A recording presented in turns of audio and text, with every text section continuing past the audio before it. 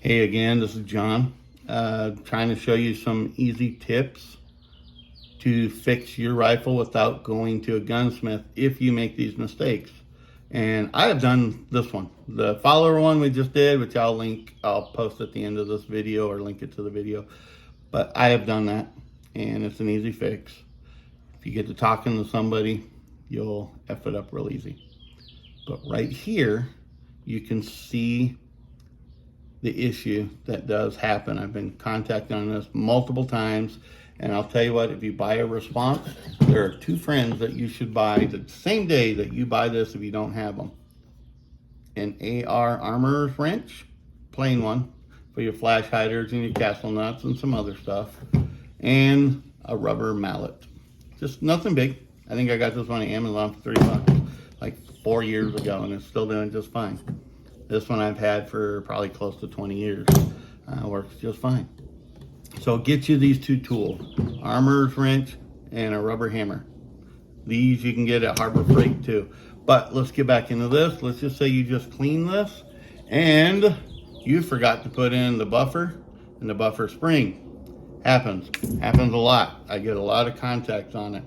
So what happens, it'll go back inside this buffer tube and it stops right there.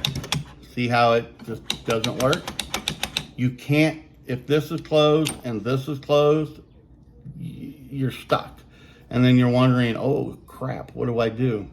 It is relatively a simple fix. Takes a little bit of time, but it is a simple fix. Here's what I did, because I did it on purpose this morning to figure out how to do this.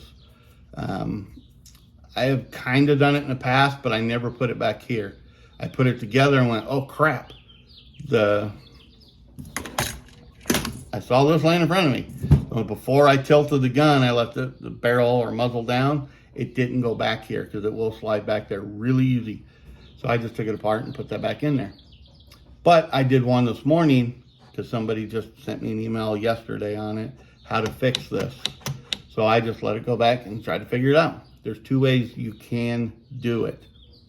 One is not so easy, one is really easy. The not so easy part is if you will open these, your takedown pins.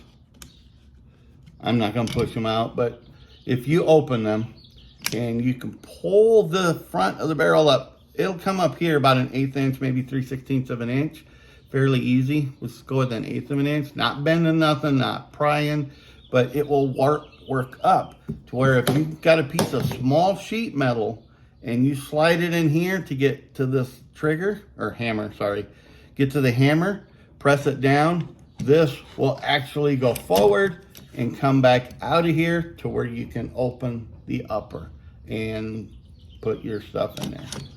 But if you're having trouble with that and you can't get that to work for whatever reason, without marring things up, or you're just getting frustrated, I would make that your number 2 part. But when I'm talking a piece of sheet metal, you're gonna want it about 1 inch wide and probably about 2-3 inches. So you can, not even 1 inch wide, 1/2 inch wide, because you wanna be between this bolt catch and the bottom of the hammer. So 1/2 inch will work, 5/8. You wanna be about 3-4 inches, put it in there. You're gonna have to get it on top of this hammer to press down, slide that piece of metal back, and that'll go forward. Fairly simple. But if you are having problems with taking this apart and getting that little bit of crack in there, don't break anything, don't try it. The other simple fix, this. Let me turn this. Loosen the castle nut, back it all the way off. Unscrew the buffer. Nothing's gonna come apart. Springs ain't gonna go shooting anywhere. There are no springs over here. They're down here in the handle. You're not taking the grip, I should say, off. So unscrew the buffer all the way off. And this other half of it's gonna be sticking out to about right here.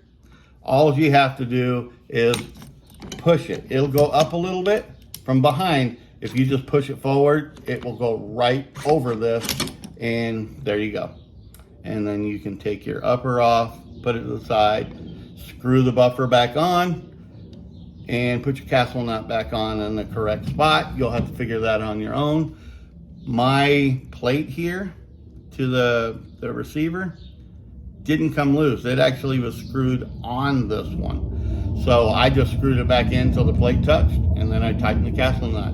End of story. My ping marks on here all matched up. I'm all good. So that's what you want to do right there. So take that, do what you need to do, and take care of the problem. You just saved yourself $100 or whatever the gunsmith charged. You just saved a lot of money. So there you go. Again, loosen the castle nut, take off the buffer completely, push the bolt all the way through. You can use your little rubber hammer to tap it. It'll just go right over the hammer and sit right where it's at. Then you take your upper off. Fairly easy fix. I would do it, but I don't want to go through all that again. It takes a lot more time than this video, but it is fairly simple. If you guys go do this and just listen to what I said in the first couple minutes, you'll be just fine. But if you have any questions or whatever, contact me. I'll help you out as much as I can. You guys take care. Have a good day. Bye.